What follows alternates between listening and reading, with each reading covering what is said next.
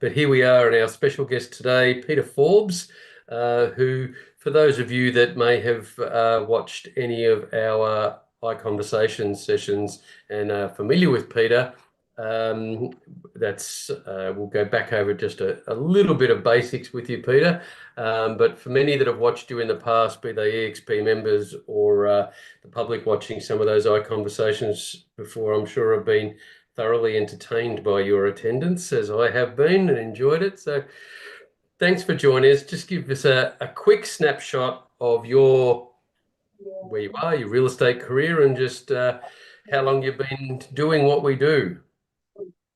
Okay, thanks, Tony. Yes, so I have been a real estate agent since 2008. I took up a position in my hometown of Dalby, Queensland, which is about 250 k's west of Brisbane.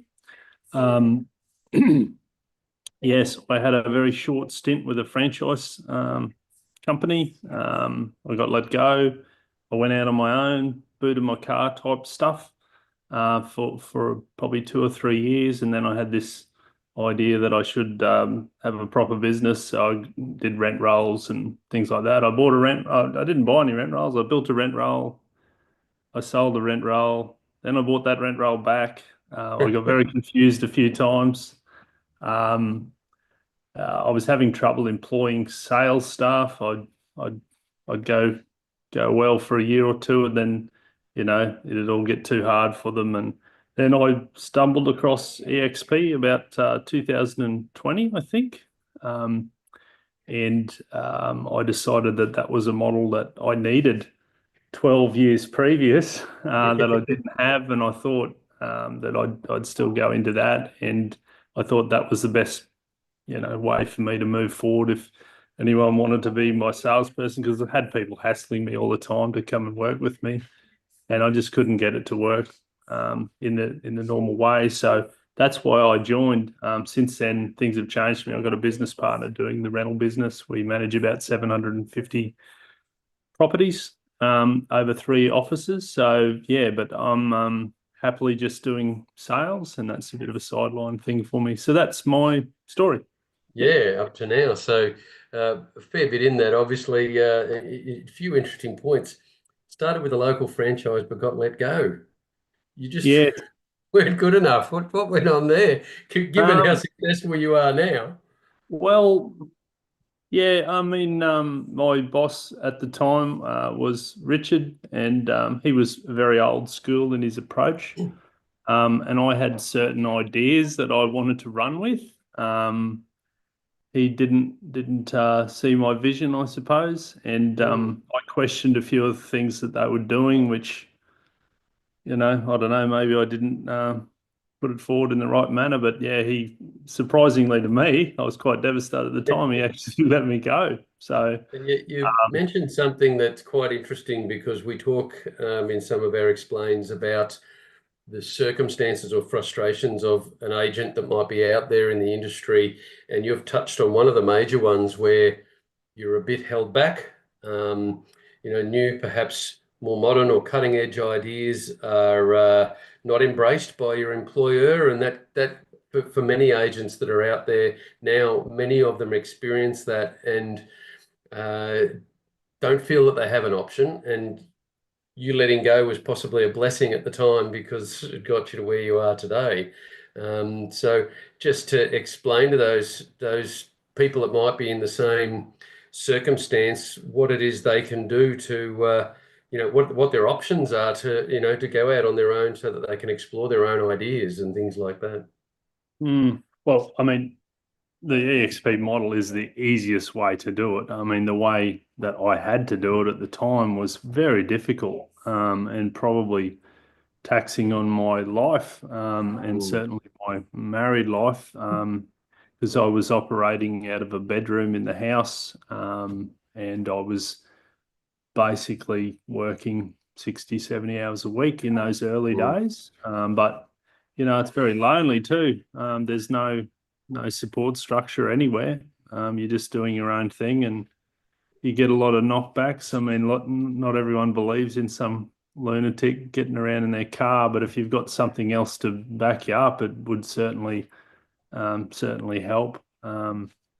Yeah, so look, I joined eXp. One of the other reasons I joined eXp was the cost savings on all the subscription stuff. I had a good understanding of what that costs to start from scratch and have a CRM and all the different subscriptions that you have to be part of. And I added it all up, and it was about $800 to $1,000 a month that I was going to save by joining eXp. So that was a big factor for me.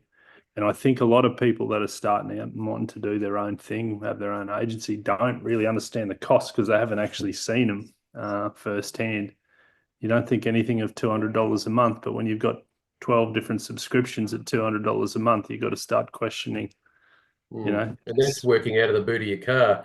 For those Yeah, that look at this and think the traditional way, oh, I'll go and get a building, rent a building and fit it out, and the window display and all that. I personally spent 150 grand about 20 years ago on a yeah, building. And that was 20 years ago money. I'd hate to think what that would cost now. yeah. If you're just walking into a raw four walls. And that obviously holds people back. But in what we are able to do, we all work from home, and we don't need that office type arrangement. So that's still something that you're saving a lot of money, as you mentioned, that you're identified those savings. And EXP, had you saved the money, how did it work then when you mentioned you were a bit lonely and it was impacting, your lifestyle? How do you feel as an EXP member? Um, how's it tackle the loneliness factor? Oh well, I mean, there's I mean, I enjoy the conversations. I don't always talk on it, but I often log on. Sometimes I'm doing work and I've just got it on in the background, listening in, and um, I mean, that side of it to me is brilliant. But there's always someone to sort of run something past if you need it. And look, I'm an experienced agent. I probably don't need it half the time, but I just like to have it there. Yeah, Um, yeah, I know, new agents starting out that I've seen with their XP there, you know, there's always someone to talk to. And I've certainly had people over the time I've been in it have said, "Oh, I liked what you said and I just wanted to run this past you." So yeah, it's good. just a bit of a backup thing there. Yeah, it's a Yeah, sort of yeah, it's a great community. yeah. That's all It's I'll say it about it. surprised me that all of us working at home. I feel like I've got more collaboration and community, as you call it, between colleagues than I had when I was sitting in an office. Yeah, Um, it was very much that office environment. And again, for people watching that might be agents at the moment, the office environment can be very competitive. Um, and there's some people covet their data, covet what they're doing. I had colleagues that wouldn't tell you where they were going, and properties that you find out they had listings 2 weeks later, all of that type of thing, which is certainly disappeared in our model. We don't have any of that type of thought or problem whatsoever. no. Well, I mean, I had a couple of weeks ago, Kent Roll. He sent me a message. There's this guy. He's got a property out your way. Can you help him out? Yeah, And so I rang him up, looked into it, and then I rang Kent to say, yeah, no, it's a great property. Blah blah blah. And I'm going to send me this. We'll do a deal. It'll be a referral fee. And Kent was like, oh, I didn't expect anything. Are you really going to do a referral fee? I'm like, well, you referred it. I mean, so, and he said, "Oh, I'm going to come out. I'll have breakfast. I'm going to get involved." And he sells horse properties mainly, and that's just not what I do. yeah, And this is a horse property, so he's going to help me market this property. And he's coming yeah, out for breakfast. You're going to, so we're working together on something. He's about 300 kilometers away from me, so yeah. yeah. So No, it is fascinating the referral collaboration that I hear that go on. I think recently there were Nigel on the Gold Coast referred a listing to Macca that's in outback New South Wales, for a pub. yeah, And Macca's an experienced agent, can handle most of anything, but just those sort of things you hear going on are fascinating. And so your business is going well. You're managing a lot of rental properties, or your partner is. What sort of numbers, how many properties would you have as listings at any one time that you're handling yourself? Well, so as of right now, I only have 5 available properties for sale, and that is so slim for me. I've over the years, I find 20 to 30 properties is generally what I'm holding, but it's been a different market up until the last 2 years, and it's very different for me. I still don't sort of understand what's going on, but So this tightness that certainly in Brisbane's suffering, major market tightness has flowed out to Dalby as a small regional town, yeah, uh, well, and and that's just a natural progression of what happens. I mean, Brisbane starts to look expensive, so people start to look elsewhere. Then Toowoomba got very expensive, um, so it just filtered its way out to Dalby, and I'm now seeing, you know, the other little towns around Dalby are probably benefiting a bit from this because Dalby started to look a little bit expensive, all right, particularly for investment buyers. Like they're just coming further out. Oh, Toowoomba's too dear. What else is there? yeah. So it's interesting how a marketplace moves. But right now in Dalby, you can't.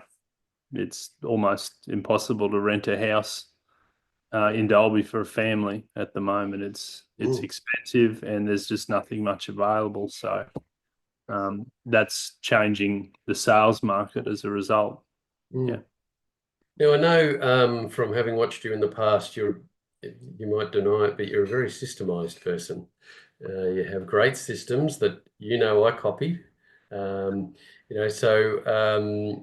some of the things that you do that the systems you do, and I know you mentioned eXp provide you with a lot of the tech tools and things, but how is it you use those best, and how is it that you became so systemized as we know you are?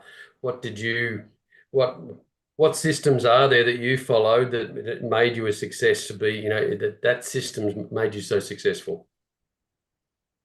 Um, I'm not really sure when that sort of started. I don't actually think of myself as an organized or anal person, but since I've started with eXp, the ladies in the admin team there always say, "Oh my God, you're just unbelievable. It's easy for us." That's what they say to Yep. me. And I actually said that to Kent Roll one day, and he goes, "Well," he said, "I'm at the other end of the spectrum." But I won't um, say what I know there, but yes, right, everyone's different. yeah, And look, our admin backup are there for everybody equally, but some need a bit more than others, and that's cool. yeah, Just the same as it would be in an office with, full of salespeople. And I know that's right. salespeople are notoriously lax in paperwork. That's just the nature of the beast. But you've certainly, shown us all that you can be as an individual systemized. And I think that because we are working on our own as self-employed people, I think the systems do give you some comfort that you're making sure you are doing all the right things all the way through. And that's certainly what I got from watching you in the past. Mhm. Well, I mean, I think where it probably started for me is when I started looking at virtual assistants. I watched how they were working, and there was systems in place for everything. So I look at my system and I set it up so that if someone's coming and working with me, they can look at the checklists and they can sort of work out what needs to be done at what time.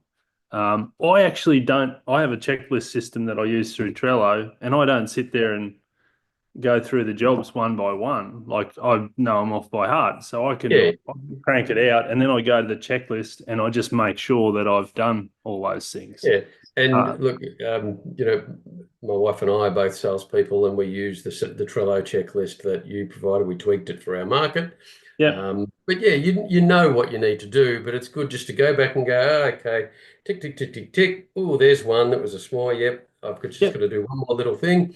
But just having that as a because you don't have admin, unlike in an office where admin is saying, "Oh, Peter, where's that authority, or where's your marketing price?" Or all those questions that you need to tell admin, we're doing ourselves. So it's critical to be systemized so that you don't yeah. miss anything in it. I mean, my attitude too is when I list. a property for sale, my expectation or thought process is that I could probably sell this tomorrow, this property. So I want to be prepared for that. I certainly don't want to be looking for the seller's solicitor when I want to put it under contract. I get all that stuff and I prepare a contract. It's sitting there in draft, ready to put the buyer's details on it and get it signed up. And people like that. People like that. Yeah. Oh, what do you need that for? Oh, I get a contract ready, so when I sell it tomorrow, we can get under contract as quick as possible. Yeah. Yeah. Well, I don't know too many vendors that wouldn't like positive and organised. I think that gives them a lot of comfort, even if they're not. But if they are, that gives them comfort. If they're not, it really gives them comfort. So, I think most vendors would like to see that.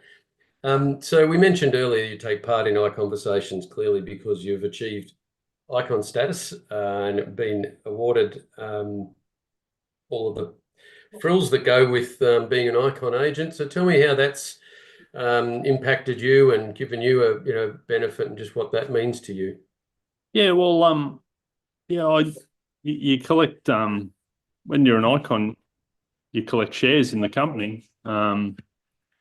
So right now and it's actually been good for me because I've actually taken an interest in the whole company. It's listed on the Nasdaq, and once it's affecting your pocket, you start to take an interest in the whole setup of it. But right now as we speak, and I've actually bought some shares myself as well, and I do the equity program. So a percentage of my commission goes into purchasing shares at a discounted rate. Right now, the share price is well down. It's well down on where it's been, and my portfolio is about $100,000 at the moment. So that's it. I haven't really done, like, it's just there. You don't even sort of think about it. And that's at its low point, probably the lowest point it's been for. So just to give anyone watching a little bit of an insight, achieving icon status is probably about the top 3 or 4% of our agents in Australia. With it comes up to $21,000 in shares. 15,000 is straight away, and the other 6,000 is through cultural involvements like training sessions and things that we've mentioned. So $21,000 in shares in the company. And then there are, you mentioned the equity program where as agents, we're able to have 5% of our commission be deducted from our commission and purchase shares at a 5% discount. So that's something we can opt in and opt out of, but that's something obviously Peter's doing. And then there are other rewards that come along the way. Your first sale of the year, the first settled sale of the year, when you reach the cap status. So just cap status, another $600, I think, of shares comes in when you cap each year. Caps the $100,000 mark. Just to give the detail on that, because that's another reason why a lot of people are looking for other models. You can tell us, Pete, what that means for you. Oh, the cap. Well, when I started and moved over to eXp, I didn't have any caps or anything because it was my own sort of business. A lot of people say, well, why would you do this? Well, I know what goes into that, and they've got to get something. But the beauty of the cap is, well, $100,000 in Australia, like if you can't pull that in commission in a year, working full time, you shouldn't be doing real estate. So it's not hard to get to that level. So that's a pretty easy thing to get to, and then outside of that, you make the whole commission. So I think it's a very generous setup. Yeah, look, I agree, and what Peter said there about $100,000 in Australia, not to be detrimental to anyone that's not achieving $100,000 of gross, and perhaps they don't want to, or they're working, part time or things like that. Yeah. But I've said it before to people that at $200,000 of gross working for a franchise office, you're probably out of a job. That's probably not going to be enough for that franchisor to keep you as an employee. That's just the way it is. So to give you an idea, eXp take 25,000 of that first 100 and then nothing after that. So someone that's turning over $300,000, let's say, will earn 275 to themselves, which is significantly different to being an employee somewhere. And that's something that all of us love. I think it is quite generous, as you mentioned. So, Pete, there's another component and I don't know personally whether you have any agents that you've sponsored. No, so I haven't sponsored any agents at all. So I won't say I haven't tried, but it probably hasn't been my focus. Yeah, look, it's an option that's there for people that want to do it. And I mean, lots of agents in eXp are putting a lot of effort into that, and it's working for them. I've been of the attitude that, if it happens, it happens. I'll talk to people as they come. I'm certainly not pushing it. It hasn't been my focus. I understand network marketing, and that's basically what this is. You sign on an agent and you get something out of it. It's just another little bit of, another part of eXp that's there as a bonus if you can get it. But I certainly haven't Cool.